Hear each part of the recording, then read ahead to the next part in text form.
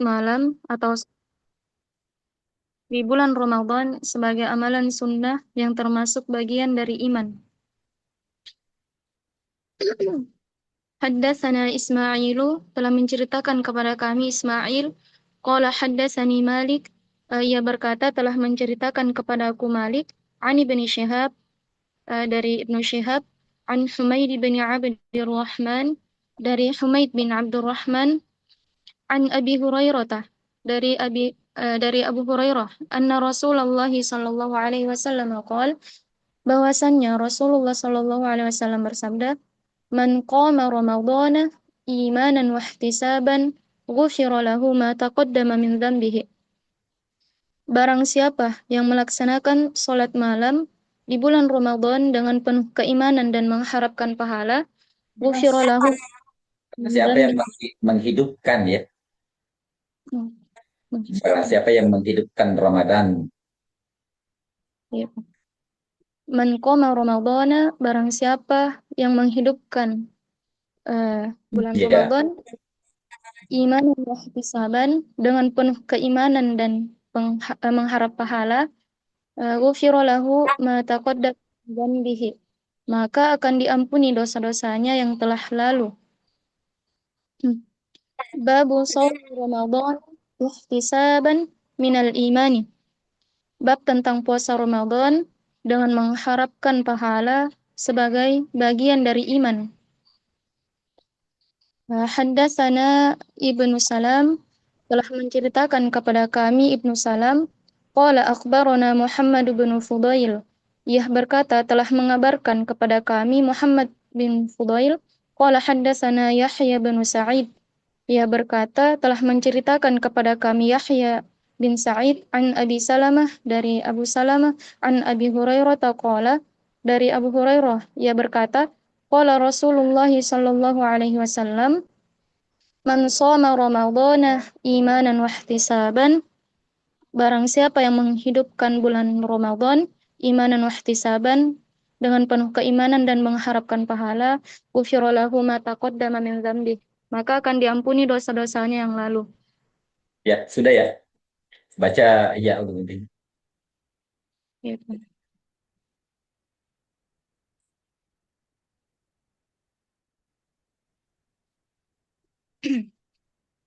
Bismillahirrahmanirrahim. Eh, وقال وقال صلى الله عليه وسلم في تفضيل العلم على العبادة والشهادة.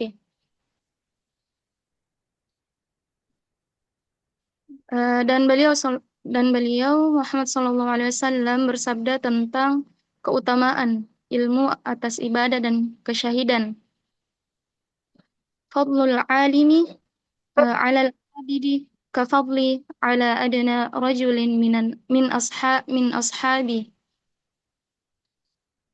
Keutamaan orang berilmu atas ahli ibadah kafadli ala adna seperti keutamaanku atas orang yang paling rendah, ala adna rajulin min ashabi, atas orang yang paling rendah di antara para sahabatku. Fanzur kaifa ja'alal ilma lidarajatin nubuwati. Maka perhatikanlah bagaimana ilmu itu dijadikan sejajar dengan derajat kenabian. Wa kaifa hatta rutbatal amali al mujaddi 'anil ilmi. Dan bagaimana direndahkan kedudukan amal yang terlepas dari ilmu. Wa in kana al-'abidu la yakhlu 'anil qadri alladhi yuwadhibu 'alaihi minal ibadah. Meskipun seorang ahli ibadah tidaklah kosong dari kadar ibadah yang ia tekuni, walau lahu lama kanat ibadatun. Karena tanpa ilmu, ibadah itu tidak ada. Walau lahu andai kan Walau hmm, eh, walau lahu lam takun walau lahu lam takun ibadah. ayo karena andai kan tidak ada juga tidak didasari dengan ilmu, maka dia juga bukan ibadah ya. Oke, lanjut. Iya.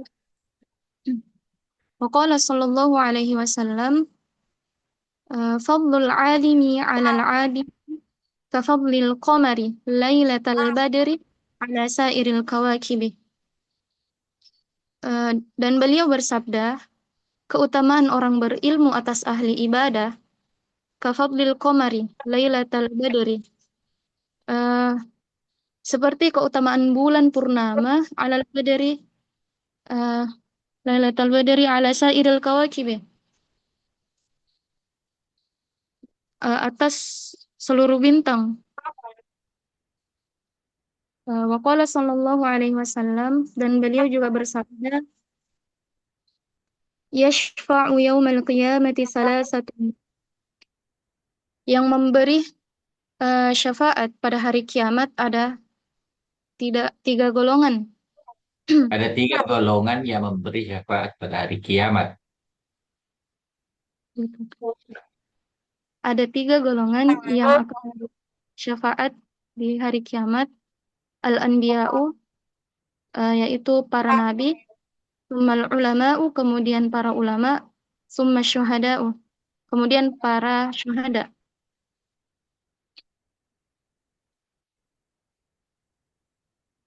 Hmm. Fa'zim Fa'adlu. bimartabat Hmm. fa'azim martabatin hi ka Birutbatin. Birutbatin. Iyatilun nubuwati.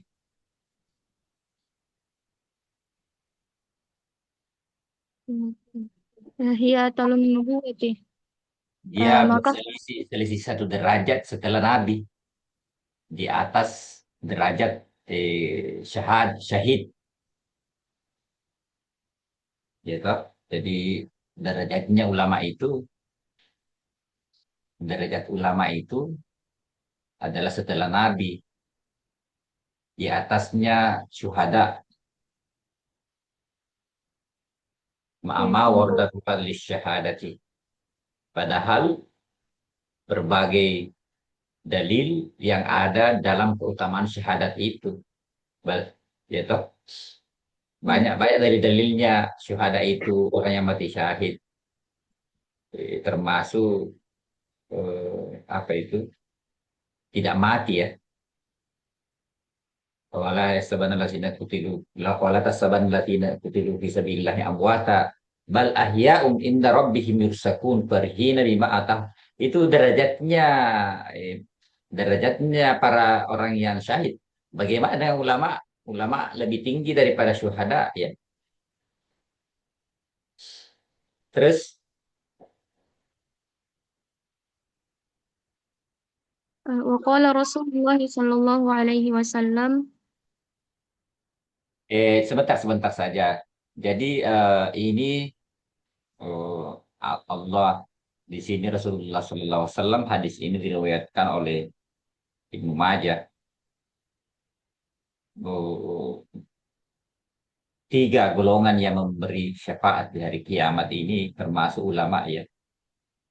Berarti nanti ulama ini walaupun tidak terkenal di dunia eh, akan menjadi populer di akhirat ya.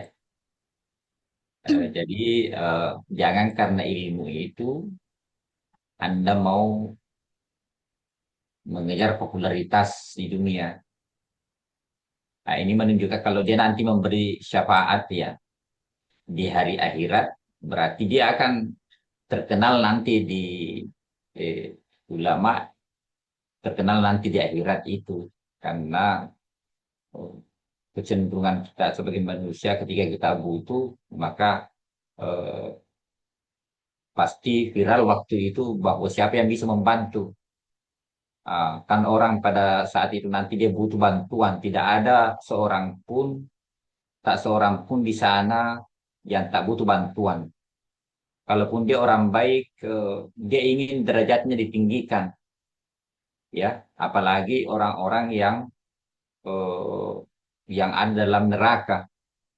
Artinya tidak ada waktu itu orang baik yang masuk kecuali ingin mendapatkan yang lebih baik.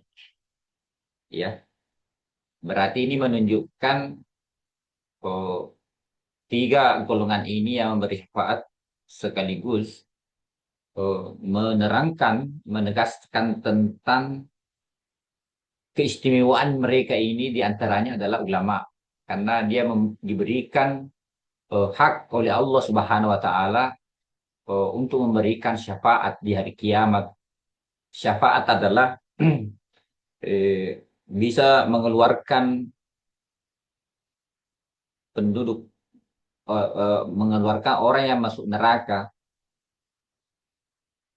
dimasukkan ke surga, atau orang yang masuk neraka tapi dengan karena syafaatnya dia bisa me- memperpendek waktunya di neraka lalu dimasukkan di surga. Atau ada orang yang masuk neraka sebenarnya secara catatannya, tapi karena syafaatnya akhirnya tidak jadi ya.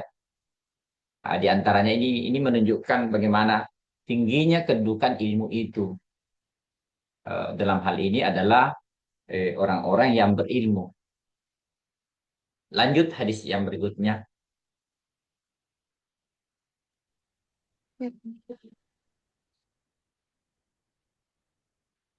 وقال رسول الله صلى الله عليه وسلم ما عبد الله تعالى بشيء أفضل من فقه في الدين. Rasulullah Shallallahu Alaihi Wasallam bersabda, tidaklah Allah Subhanahu Wa Taala disembah dengan sesuatu yang lebih utama daripada dengan pemahaman agama. Eh, Tidak ada ibadah kepada Allah, tidak ada sesuatu pun ibadah kepada Allah yang terbaik kecuali ibadah yang dengan pemahaman dibarengi dengan pemahaman terhadap agama. Lanjut. ولا ولا فقيه واحد أشد على الشيطان من ألف عابد. Hmm. Satu orang fakih lebih berat bagi setan daripada 1.000 ahli ibadah. Sebenarnya al al min alfi ibadin abidin di sini majasi di sini ya. Karena eh, satu ulama saja itu bisa lebih berat bagi setan daripada 1 juta. Karena ini bukan masalah kuantitas, tapi kualitas ya. Bahkan 1 miliar pun jadi bukan masalah angka di sini. Karena kalau ahli ibadah tidak ada ilmunya, mudah disesatkan, ya, mudah disesatkan. Berapapun 10 miliar, 100 miliar daripada satu ulama fakih, ya. Jadi angka angka di sini adalah majasi, sama dengan seperti pendapat yang mengatakan bahwa Lailatul Qadri khairun min alfi syahr. Itu hanya pendekatan untuk memahami karena kemurahan dan keagungan Allah Subhanahu wa taala yang dalam ini termanifestasi di pahala yang dijanjikan itu tidak bisa diukur ya. Sampai-sampai kan eh, tidak tidak tidak memakai angka, sebagaimana dalam beberapa ada tafsir yang mengatakan bahwa eh, 1.000 bulan di sini adalah majasi, maksudnya tidak ada batasnya. Karena eh, puasa saja, puasa saja tidak bisa dicatat oleh malaikat. Hanya Allah yang bisa mengetahui, langsung memberikan, langsung Allah menyerahkan pahalanya. Berarti bukan lagi angka ya, bukan lagi angka di situ. Demikian juga di sini, bukan poinnya bukan di angka, tetapi ini majasi. Berapapun banyaknya ibadah, ya. Bayangkan kalau umpamanya orang beribadah tanpa pengetahuan, ya, baik dari segi pengetahuan zahir tentang wudhu kan tidak ada nilainya. Walaupun dia 1 juta rakaat dia sholat, tapi tidak ada ilmunya, tidak ada juga nilainya. Lanjut, walikulli syai'in imadun, dan setiap sesuatu memiliki tiang. Wa imadu hadzal din al-fiqhu. Tiannya agama ini adalah al-fiqhu. Artinya orang yang beribadah tanpa ada pemahaman, tanpa ada pengetahuan, sama halnya sesuatu yang tidak ada tiangnya, tidak ada tiangnya akan runtuh, akan roboh. Kalau dia roboh akan hilang ya. Hmm. Lanjut. Qala sallallahu alaihi wasallam, khairu dinikum yusruhu. Dan Muhammad sallallahu alaihi wasallam bersabda, sebaik-baik agama kalian adalah yang paling mudah. Wa khairul ibadati al-fiqhu. Dan sebaik-baik ibadah adalah eh, pemahaman terhadap agama atau fikih. Ya. Wa Waqala qala alaihi sal- waqala alaihi salatu wassalam, khairu dinukum aisuruku. Sebaik-baik agamamu adalah yang termuda. Wa khairul ibadati al-fiqhu. Iya, al-fiqhu pasti karena fiqhu itu adalah rohnya ibadah. Kalau ibadah tidak ada fikihnya, tidak ada berarti seperti sesuatu tidak ada rohnya. Karena itulah karena itulah ini menjadi keistimewaan orang yang alim ya. Bahkan eh, bisa saja tidurnya orang alim lebih baik, itu seperti ada dalam sebuah riwayat itu. Tidurnya orang alim lebih baik daripada ibadahnya orang ibu lebih baik daripada ibadahnya orang bodoh 1.000 rakaat. Itu juga perumpamaan ya. Karena walaupun dia melakukan 1 miliar rakaat, kalau tidak dibarengi dengan ilmu kan tidak ada sah. Kalau tidak itu kan berdasarkan dengan pemahaman. Ini masalah zahir saja, belum masalah batinnya. Orang yang beribadah tapi lalai terhadap inti hatinya, itu di dalam itu justru sebaliknya. Nah, khairu dinukum aisuruhu, sebaik-baik agama kalian adalah yang termudah. Ini ada kan hadisnya, hadis sahih itu. Rasulullah sallallahu alaihi wasallam, makhwirtu, saya tidak diberi pilihan dua hal kecuali aku memilih yang termudah di antara keduanya itu. Selama itu apa? Selama itu tidak mengharamkan yang halal atau menghalalkan yang haram. Ya. Jadi unsur utama adalah kemudahan. Lanjut.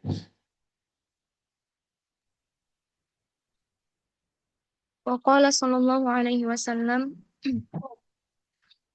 fuddila al-mu'minu alimu 'ala al-mu'mini 'ala al-mu'minil 'abidi 70 darajah.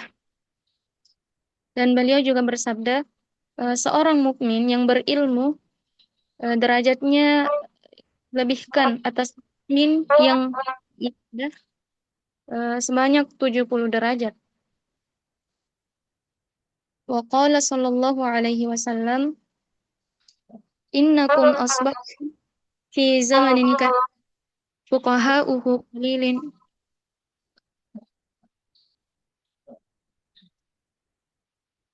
qalilun qurra'uhu wa khutaba'uhu qalilun sa'iluhu katsirun mu'tuhu al-amalu fihi khairum minal ilmi. Dan beliau juga bersabda, kalian berada pada zaman yang para ahli fikihnya banyak, membaca Al-Quran, dan para khotib sedikit. Orang yang meminta sedikit, orang yang memberi banyak, dan amal pada zaman itu lebih baik daripada itu. Wasayati 'alan nasi. Penuhnya di situ karena ada juga di sini tes kalilun qurra'uhu wa khutaba'uhu. Eh, sedikit banyak ahli fikihnya, sedikit ahli kiraatnya dan penceramahnya. Kalilun sa'iluhu, sedikit penanya, peminta-minta dan banyak yang memberi. Al amalu fihi khairum minal ilmi. Itu zaman ya. Nah, ini hadisnya. Ini kaidah kaidah sosial ini ya. Al amalu fihi khairum minal ilmi. Pada zaman itu amal lebih baik daripada ilmu. Ini satu konteks. Wa sayati 'alan nasi zamanun, dan akan datang satu zaman nanti qalilun fuqaha'uhu, sedikit ahli fikihnya, katsirun khutaba'uhu, banyak penceramahnya, ahli pidatonya ya. Qalilun mu'tu, sedikit pemberi, banyak peminta-minta. Al ilmu fihi khairu minal amali. Eh, maka ilmu pada zaman seperti itu lebih baik daripada amal. Ini dua konteks zaman yang berbeda ya. Bayangkan dua kaidah, ini apa namanya? Ini kaidah sosial ya. Jadi ada kalanya, makanya ketika kita menemukan satu kaidah itu, kita mau melihat zamannya seperti al ilmu khairum minal amali ya. Ini dua konteks yang berbeda. Jadi tidak boleh satu teks kita berlakukan pada semua konteks. Jadi ada keadaan teks tidak relevan dengan konteksnya. Ini kaidah sosial. Jadi ada zaman di mana konteksnya tepat relevan dengan konteksnya, seperti al amalu khairum minal ilmi, ya, khairum minal ilmi. Ada juga al ilmu al ilmu khairum minal amali, berdasarkan dengan konteksnya. Sama dengan kaidah pada masa-masa tidak ada fitnah atau sedikit fitnah, itu ada juga kaidah sosial yang mengatakan ini dalam hal kita berinteraksi dengan orang, persepsi kita kepada orang lain ya. Ketika pada zaman Nabi Muhammad Sallallahu Alaihi Wasallam, pada sahabat Nabi, generasi pertama umat Islam, seperti halnya sebagaimana ditegaskan dalam hadis Rasulullah Sallallahu Alaihi Wasallam, khairun nasi qarni, sebaik-baik manusia adalah zamanku, generasiku, tsummal ladzina yalunahum, kemudian setelahnya, tsummal ladzina yalunahum, kemudian setelahnya. Artinya kualitas generasi dari segi kebaikan pada saat itu dia akan pudar dengan seiring dengan berjalannya waktu. Ada kaidah dalam hal persepsi atau dalam hal interaksi dengan orang, al aslu fil insani al aslu fil insani al bara'ah, ya, pokok dasar pokok dalam persepsi kita atau dalam hal mempersepsikan setiap orang, mesti dianggap bara'ah, orang itu bersih. Hatta ja'a dalilun, sampai ada bukti atau petunjuk yang kuat, ya dulu ala ma yukhalifuhu, sampai ada bukti yang kuat menunjukkan sebaliknya, maksudnya dia pendusta. Ini kaidah berlaku pada zaman Nabi ya. Berlaku pada zaman Nabi, maksudnya antara kaum muslimin pada saat itu ya, karena mereka lebih, apa yang disampaikan di mulutnya sesuai dengan apa yang di hatinya ya. Dia lebih takut kepada Allah Subhanahu wa taala, mereka takut kepada Allah Subhanahu wa taala, maka berlakulah kaidah itu. Mesti kita bersangka baik kepada setiap orang. Tetapi ketika umpamanya dalam satu masyarakat, contohnya 1.000, dalam komunitas 1.000 orang, satu orang tidak jujur, artinya 999 jujur semua, maka itu berlaku kaidah ini, kaidah sosial ini. Tetapi sebaliknya, dalam konteks kekinian, untuk kekinian sekarang ini, lebih banyak pembohong, lebih banyak pendusta, pemfitnah, penipu daripada orang jujur, maka kaidah sosial itu juga berbalik. Jadi maka berbalik bagaimana al aslu fil insani at-tuhmah. Eh, Hukum pokok dalam persepsi kita terhadap setiap orang, yaitu tersangka dalam pandangan kita. Mesti tersangkakan dalam pandangan kita. Hatta jadi ja'a dalilum ma yukhalifuhu, sampai ada dalil dan bukti yang menunjukkan sebaliknya. Nah, makanya hati-hati dengan sekarang, karena eh, orang baik sekarang ini orang orang jahat sekarang ini, dia sudah memakai semua alat-alat peraganya orang baik untuk menipu orang lain. Nah, jadi karena zaman fitnah, ya, ini kaidah yang mesti diberlakukan, mesti mentersangkakan setiap orang dalam pandangan kita sampai ada indikasi yang menunjukkan sebaliknya, gitu. Tak sama dengan pada generasi pertama sahabat-sahabat Nabi Muhammad SAW, ketika dia menyampaikan hadis antara sahabat dengan generasi besar, generasi juniornya tabiin, belum ada namanya sanad, belum dipertanyakan dari mana kau mendengarnya. Pokok karena dia memperlakukan orang itu dengan sangkaan baik, karena fitnah atau kebohongan pada saat itu belum menyebar, belum mendominasi satu komunitas. Jadi ketika mamanya sahabat menceritakan hadis kepada sahabat lain ketika Rasulullah SAW sudah meninggal, dia menerimanya dengan sangkaan, ya nanti setelah abad kedua Hijriah, setelah lebih 100 tahun Nabi Muhammad SAW, di situ sudah mulai menyebar fitnah, ya muncullah kemudian pada abad-abad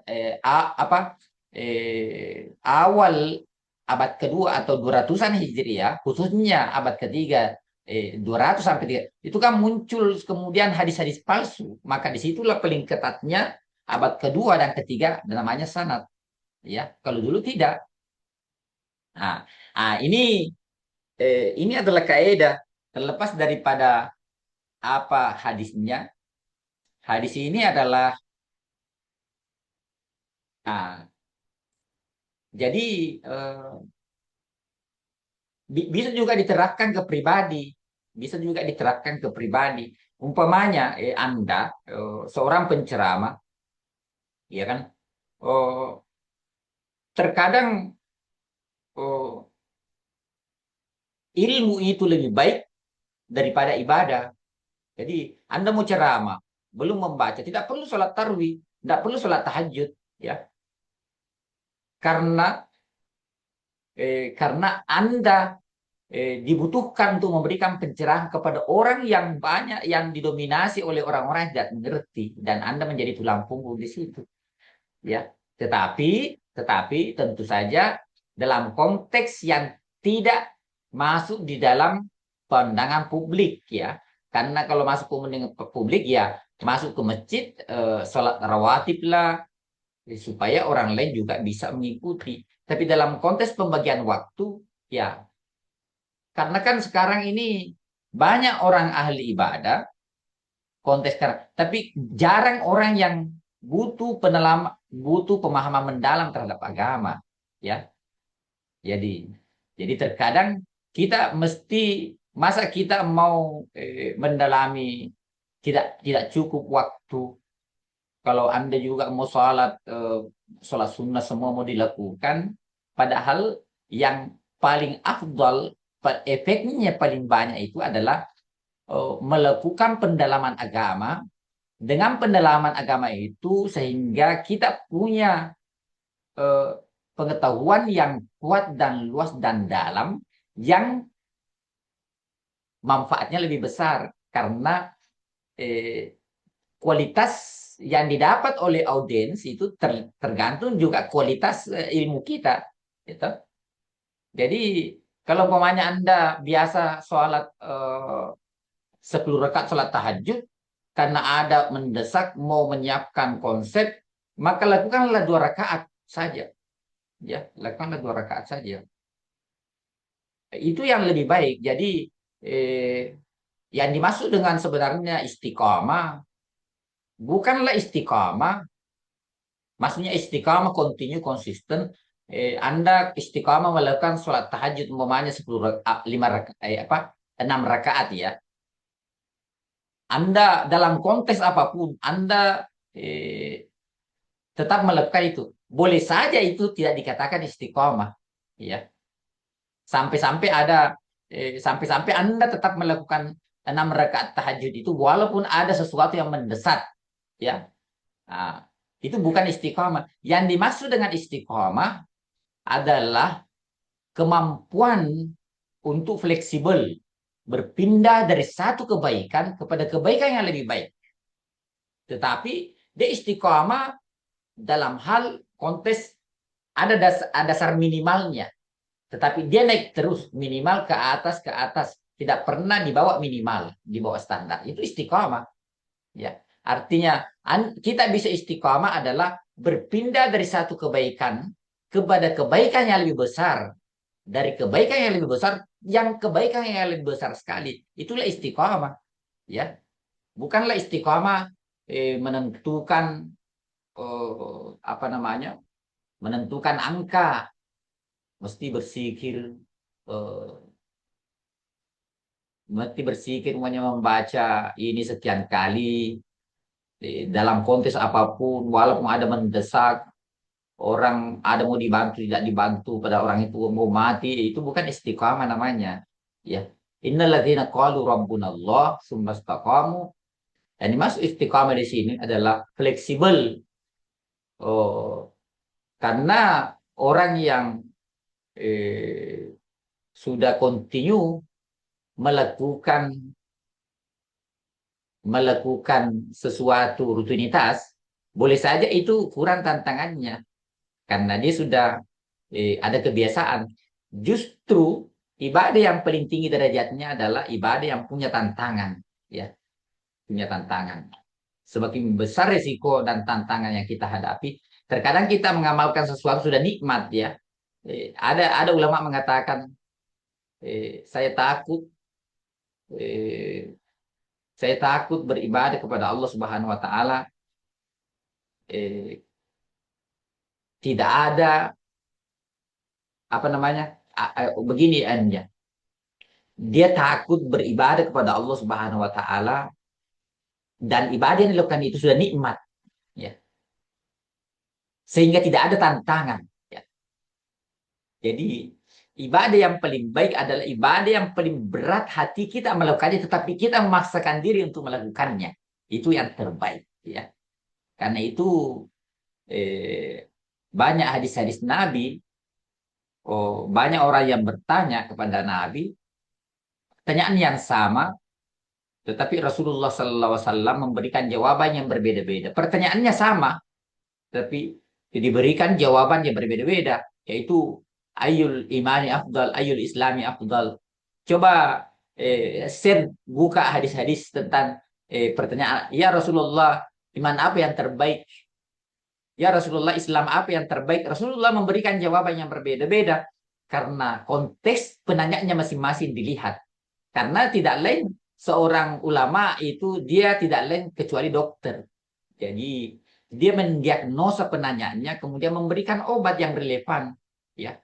Jangan kalau orang kalau Anda berceramah Anda bahas saja tentang kelompok-kelompok penerima zakat, ya. Kalau orang miskin pemanya, karena itu bisa memprovokasi dia, membuat dia berada di zona tidak terprovokasi karena terlena, ya. Wah, kami ini penerima zakat ini, penerimaan, ya. Usahakan bisa satu pesan yang bisa membangkitkan dia, bisa memprovokasi dia untuk bergerak dari zona kemiskinan penerima zakat ke zona pemberi zakat. Dan nanti dibahas tentang kelompok-kelompok penerima zakat itu kepada orang-orang kaya, orang-orang pemberi zakat. Jadi itu seorang ulama mesti memberikan, ya, memberikan teks obat sesuai dengan yang relevan dengan pasiennya. Maka ketika ada orang bertanya, kita mesti dalami, mesti analisa diagnosis siapa itu penanya. Karena kita mesti memberi jawaban yang relevan dengan konteksnya si penanya itu, ya. Tapi Kung izin bertanya Kung, Ya. Ah, yang tadi tentang hadis sayati zamanun pun apakah sudah relevan dengan apa qalilul fuqaha kathirul khutaba qalilul fuqaha yang Sekarang sekarang pun. relevan sekarang karena ya faktanya ini apa yang kita lakukan ini adalah contoh, adalah fakta bahwa kita itu kurang pemahaman ya, kurang pemahaman tentang agama. Ingat perkataannya siapa namanya, Anas bin Malik, bahwa umat ini tidak akan baik kecuali apa yang memperbaiki generasi sebelumnya. Salah satu keunggulan keunggulan generasi sebelumnya, khususnya pada masa sahabat, adalah mereka memahami Al-Quran sumber ajarannya. Ya, kalau kita tidak, ya, bayangkan saja di dunia Islam, jangan kita ambil contoh Indonesia. Orang Muslim lebih 200 juta. Berapa? 60%, 40% lebih, hampir 50% mungkin tidak tahu baca Al-Quran. Yang bisa membaca Al-Quran ini berapa yang bisa paling memahami Al-Quran melalui terjemah. Yang bisa menafsirkan Al-Quran dihitung jari. Jadi eh, umat ini baik, ya. Kalau kita kembalikan perkataannya Anas bin Malik, maka mesti bahasa Al-Quran itu kembali ke rumah-rumah kita. Adalah bahasa yang dipakai di pasar, di jalan, dan sebagainya. Sekarang ini antara kita dengan Al-Quran, kita dihijab oleh lapisan-lapisan yang sangat tebal. Bayangkan untuk memahami Al-Quran kita butuh ilmu pengetahuan yang sangat banyak. Ilmu nahwu, ilmu saraf, ilmu balaga. Yang kesemuanya itu adalah dimiliki oleh generasi-generasi sebutnya secara naluri, secara karakter bawaan. Dia tidak butuh belajar ilmu nahwu untuk, karena itu adalah bahasa ibunya. Ya. Sekarang banyak dalam konteks kekinian ini adalah relevan bahwa banyak kalilun hutaba'uhu, kalilun fuqaha'u, sedikit memahami, tapi banyak penceramahnya. Ya, penceramah baca satu buku siapapun bisa berceramah, karena berceramah itu hanya retorika saja kan. Kalau Anda komedian itu lebih laku sekarang. Baca saja satu kitab sudah bisa ceramah kan. Tetapi perlu dipahami, tidak semua penjual obat itu pintar buat obat. Sama dengan penjual obat itu bukan dokter, ya. Seharusnya penjual obat itu juga dokter, ya kan? Jadi penjual obat bisa saja berkata ini obat aslinya, obat ini namanya bisa menyembuhkan penyakit ini, caranya begini, kan bisa saja dibaca semua. Tetapi dokter mengatakan membuat obat berdasarkan ilmu, ya. Kalau dokter mengatakan ini cocok untuk itu berdasarkan ilmu, berdasarkan penelitian, ya toh? Jadi semua dokter bisa menjual obat, tapi tidak semua penjual obat bisa penjual obat dokter. Sama halnya semua ahli agama bisa berceramah, ah, tapi tidak semua penceramah mengetahui agama. Tidak semua. Sama lagi bandingannya penjual obat toh. Anda punya sales ya, marketing ya, belajar saja caranya bagaimana kita berbicara yang baik, membuat orang ketawa, senyum dan sebagainya, ciplak sedikit, kamu mudah saja ya. Jadi pada konteks ini zaman kita mungkin tepat ya. Ini adalah kaidah sosial, al ilmu. Saya termasuk eh, sedikit kritik saya terhadap fenomena ini. Saya itu ya, mungkin kritik ada negatifnya, positifnya. Eh, Kadang saya bertemu dengan orang-orang, dia mungkin melihat saya siapalah orang ini, pebisnis atau apalah, karena pakaian saya ya, pakai kaos, pakai levis. Nanti kemudian tiga bahwa dia tahu saya alumni Asar S3, wih, kok begitu pakaiannya? Itu coba bayangkan ya, coba bayangkan bagaimana satu persepsi masyarakat itu membentuk, mendominasi satu standar pandangan bahwa pengetahuan itu, padahal itu pakaian itu kan adalah tradisi juga, ya. Jadi siapa saja bisa siapapun bisa memakai pakaian ustaz, ya. Siapapun bisa memakai pakaian ustaz. Nah, jadi itulah kita itu mudah terkecoh, mudah tertipu karena kita selalu melihat langsung casing, ya, casingnya. Kita selalu melihat trendingnya tanpa melihat kualitasnya. Sekarang ini persepsi itu dikuasai oleh dominasi, dominasi media. Mana yang lebih banyak orang ikuti ke situ, padahal belum tentu benar, belum tentu benar. Itu yang mempengaruhi kita. Maka kita berlakukan itu al aslu fil insani al tuh kalau dalam konteks al aslu fil insani at tuhmah. Persepsi pokok pada setiap orang dalam konteks sekarang mesti tersangka dalam pandang kita. Jangan langsung, karena kalau Anda langsung Anda tertipu itu sampai ada bukti yang menunjukkan sebaliknya. Ya, Habib, izin ya, bertanya.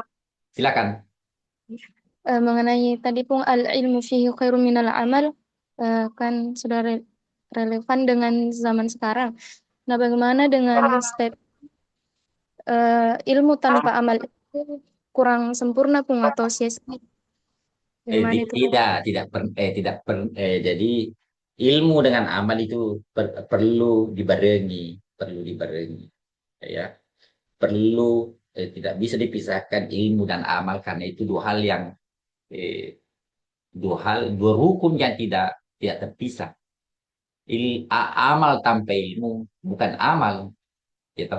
Maksudnya di sini al ilmu fihi khairum minal amali, dalam konteks kekinian yang perlu dipublis adalah ilmu, karena sudah semakin bayangkan toh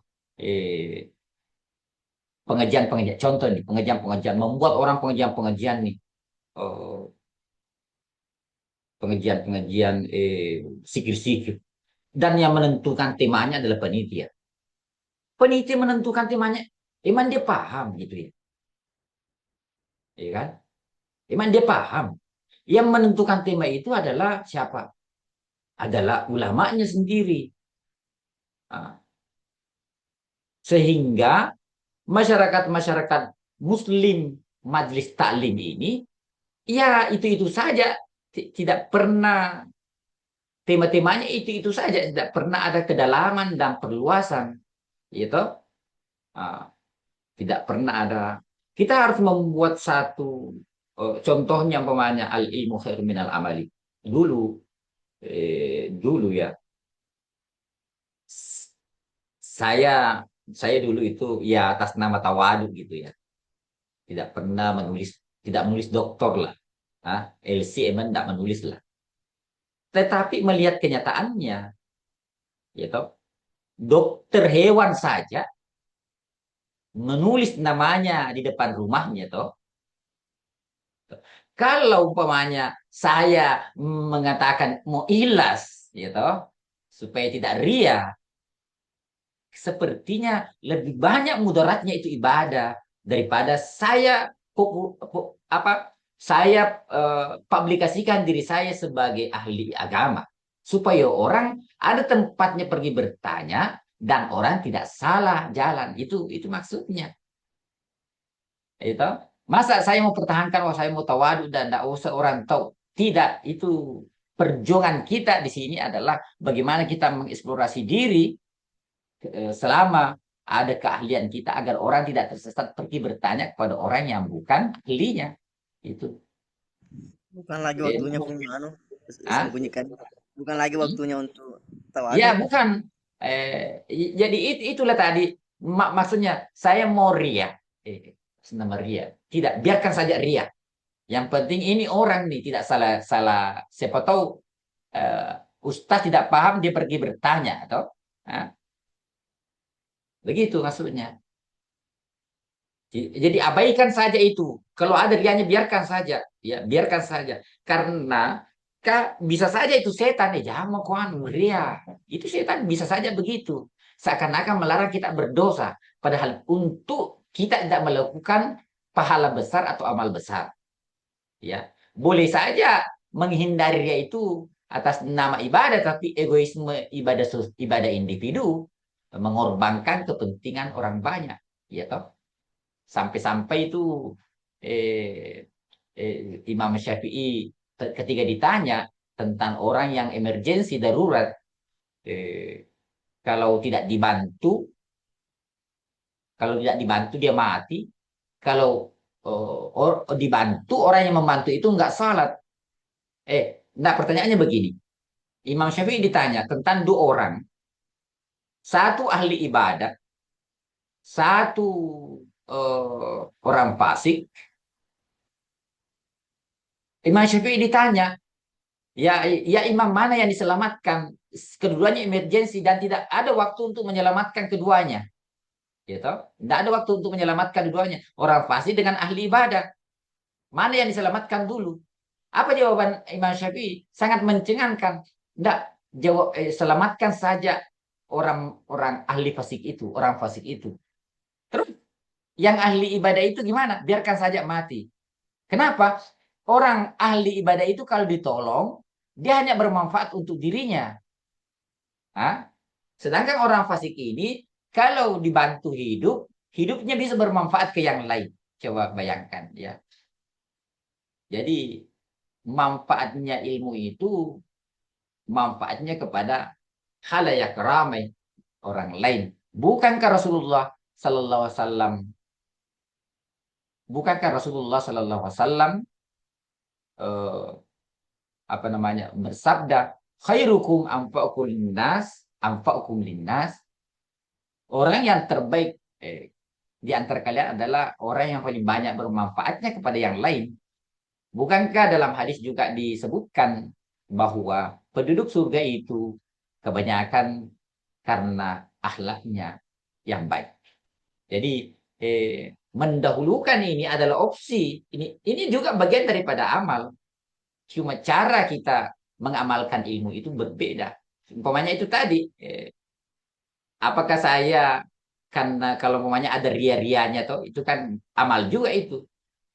Tetapi kan kedaruratan ilmu itu yang menghendaki untuk kita mengcancel pendapat pertama itu untuk memilih pendapat kedua karena apa?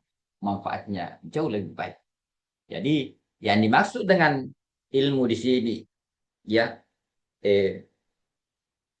oh dahulukanlah, prioritaskanlah ilmu ya. Carilah, dalamilah ilmu ya. Kalau ada orang mengambil jurusan umum, ambillah jurusan agama. Ya toh, itu bagian dari prioritas.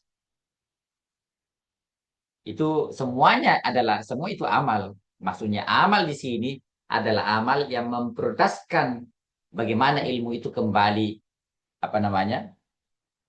Kembali menjadi dominan. Ini adalah kaidah sosial. Jadi al-illatu taduru ma'lulihi. Itu kaidahnya. Illat itu dia bersamai selalu maklulnya. Gitu.